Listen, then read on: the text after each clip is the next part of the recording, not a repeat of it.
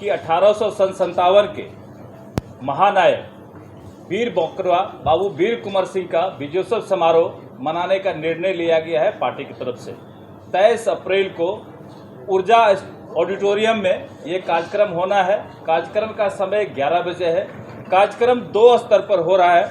एक सुबह में शोभा यात्रा निकलेगी जो सुबह 9 बजे पार्टी कार्यालय से निकल करके बाबू वीर कुंवर सिंह की मूर्ति पर माल्यार्पण होगा और बड़ी संख्या में हाथी, घोड़ा और हजारों मोटरसाइकिल का एक काफिला यहाँ से निकलेगा और साथ में माननीय प्रदेश अध्यक्ष जी रहेंगे जो माल्यार्पण करेंगे बाबू वीर कुंवर सिंह की मूर्ति पर लगभग 10 बजे और फिर वहाँ से काफिला निकलेगी और डाक बंगला होते हुए वो ऊर्जा स्टेडियम तक पहुँचेगी और बाकी फिर वहाँ 11 बजे लगभग सभा शुरू होगा जिसमें हमारे प्रदेश के जितने भी वरिष्ठ नेतागण हैं सभी लोग उपस्थित रहेंगे। मुख्य रूप से यही जानकारी थी, इसी के लिए आप लोगों को बुलाया गया था और अगर इसके अलावा कुछ जानना चाहे तो आप उनसे पूछ सकते हैं।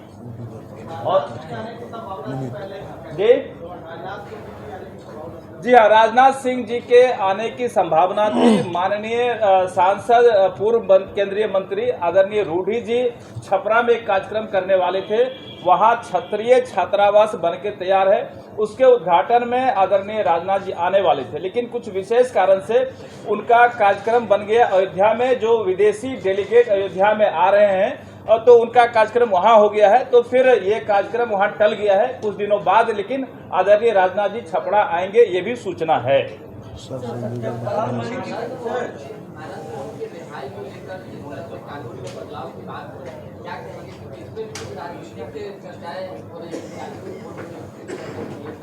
देखिए, ऐसा कुछ नहीं है।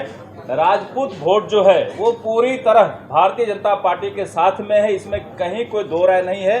अब आनंद मोहन जी की रिहाई अगर हो रही है ये खुशी की बात है, इसमें कोई नाराजगी नहीं है, रिहाई उनकी होनी चाहिए। हम तो ये कहते हैं कि राजद, जिस समय राजद की सरकार थी उनको फंसाने का काम किया और जब जनता दल यूनाइटेड की सरकार बनी तो उन्हें सजा कराने का काम किया। तो दोनों पार्टी आनंद मोहन जी के मैटर में दोषी हैं और वो दोनों अगर आज रिहाई की बात कर रहे हैं तो कोई उन पर उपकार नहीं कर रहे हैं, कोई राजपूत जाति पर उपकार नहीं कर रहे हैं। उनका टर्म पूरा हो गया है, उनको रिहाई मिलनी ही चाहिए, ये मैं कहना चाहता हूँ। सत्यपाल मलिक का जो बयान आया है पुलवामा अटैक को लेकर और द्रौपदी मुर्मू राष्ट्रपति को लेकर, क्या कहेंगे उस पर? देखिए, विरोधी तरह तरह का जब चुनाव आता है ना तो इसी तरह तरह का स्टैंड निकालते रहते हैं। विरोधी के बातों पर हम लोग ध्यान नहीं देते हैं। भारतीय जनता पार्टी विकास में विश्वास करती है और अपने कामों में विश्वास करती है। जो विरोधी पार्टी हैं वो इसी तरह अपना तरह तरह का नुक्सा निकालते रहेंगे। आज बिहार की क्या स्थिति है, आप कल का इशू देखिए कि किस तरह से जो खनन कर्मी हैं उन पर कैसे अत्याचार किया गया, कैसे अपराधियों के द्वारा पत्थर बरसाया गया और महिला अधिकारी को किस तरह से घसीटा गया। ये बिहार में इस तरह की घटनाएं हो रही है। ऐसा प्रतीत हो रहा है कि बिहार पुनः 90 के दशक में पहुंच गया है।